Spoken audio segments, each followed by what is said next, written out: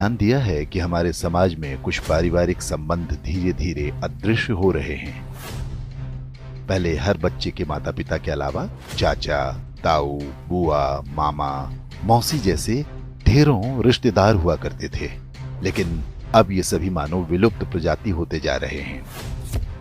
भारतीय परिवारों में रक्त के कुल 5 रिश्ते समाप्त होने की कगार पर हैं। 1-2 पीढ़ी बाद संभवतः ये सभी संग्रहालय में सजा दिए जाएंगे। केवल अंकल और आंटी बचेंगे। इसे इस तरह समझा जा सकता है, यदि किसी दंपत्ति के 2 पुत्र और 2 पुत्री हैं, तो उनके सभी 5 रिश्ते यानी ताऊ, चाचा, बुआ, मामा और मौसी होंगे। यदि 2 पुत्र हैं लेकिन पुत्री एक ही है, तो उनकी जो संतानें होंगी उनकी कोई मौसी नहीं होंगी। माँ के बाद बच्चों की कोई सबसे सगी महिला होती हैं, तो वो मौसी ही होती हैं। यदि किसी के 1 पुत्र और 2 पुत्री हैं, तो चाचा और ताऊ के रिश्ते नहीं होंगे। यदि 1 बेटी और 1 बेटा है, तो उनकी संतानों का न तो कोई चाचा होगा, न ताऊ, न मौसी। यदि 1 बेटा या 1 बेटी होती है, तो वो पूरी तरह से अकेला होगा। माता पिता के बाद उसका कोई रक्त संबंधी नहीं होगा।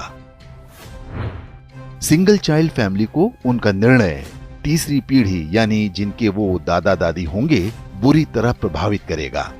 उनका पौत्र या प्रपौत्र इस संसार में अकेला होगा।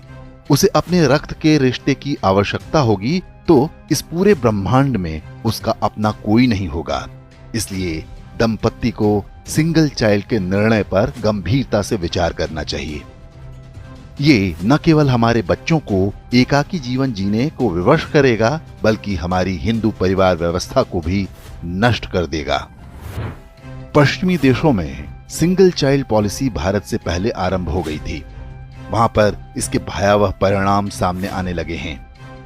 ब्रिटिश विद्वान डेविड सेलबॉर्न ने एक पुस्तक लिखी है जिसका नाम है द लूजिंग बैटल विद इस्लाम।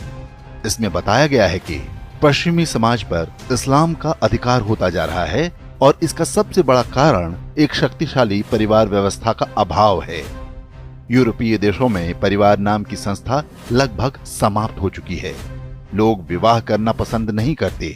समलैंगिकता, अवैध संबंध, लिव इन रिलेशन जैसी कुरीतियां सामान्य बात हैं।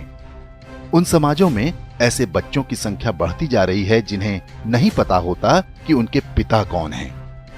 बूढ़े माता पिता को घर में रखने को कोई तैयार नहीं।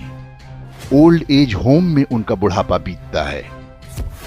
यूरोपीय देशों में आज राजनीतिक दल परिवार को बचाने का वादा अपने चुनावी घोषणा पत्र में करने लगे हैं। ऑस्ट्रेलिया में तो फैमिली फर्स्ट नाम से एक राजनीतिक दल भी बन गया है। पश्चिमी देशों के समाजशास्त्रियों की सबसे बड़ी चिंता ये है कि परिवार व्यवस्था को कैसे बचाया जाए। इस सब के लिए उनके पास यही सुझाव है कि 1 से अधिक बच्चे पैदा हों। अब यही चुनौती भारतीय समाज के सामने भी खड़ी होने जा रही है। क्या हम समय रहते सतर्क हो पाएंगे, या हमारे साथ भी वही होगा जो पश्चिमी देशों के साथ हो रहा है?